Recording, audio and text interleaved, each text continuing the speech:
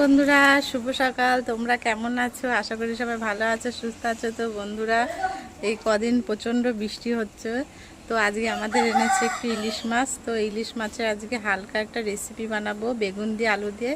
সেটাই তোমাদের সঙ্গে শেয়ার করব। তো চলো কিভাবে রান্না করছি দেখবে। কেটে দেখাচ্ছি।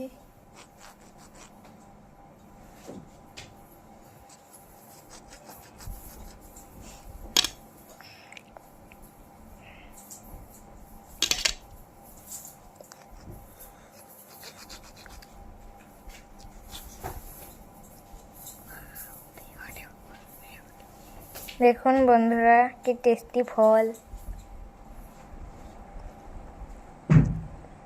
সেই টেস্টি। ভেতরে বীজ আছে।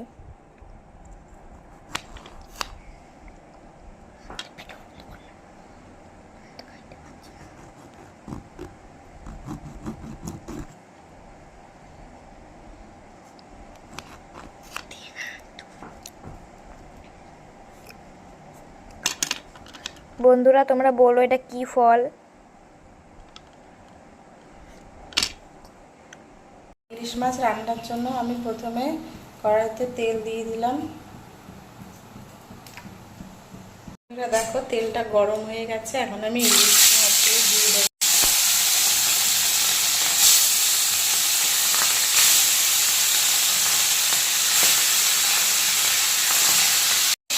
ভাজা হয়ে গেছে, একটা চামচ করে দিতে দেবো।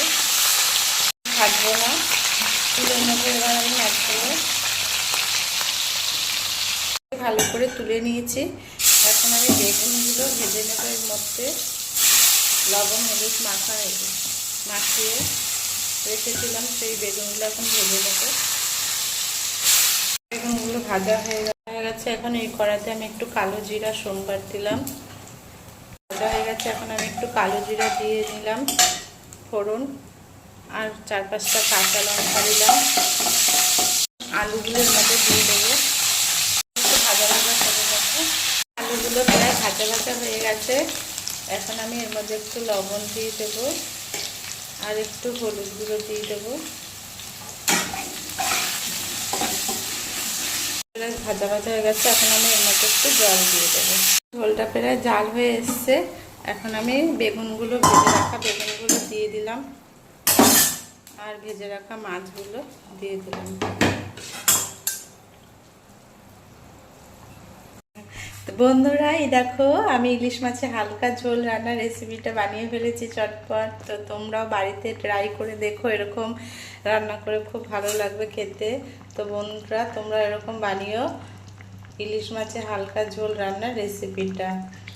আমার এই রান্নার রেসিপিটি যদি তোমাদের ভালো লেগে থাকে, তাহলে অবশ্যই একটু লাইক কমেন্ট শেয়ার করে দিও, আর অবশ্যই একটু সাবস্ক্রাইব করে দিও বন্ধুরা, প্লিজ। টাটা।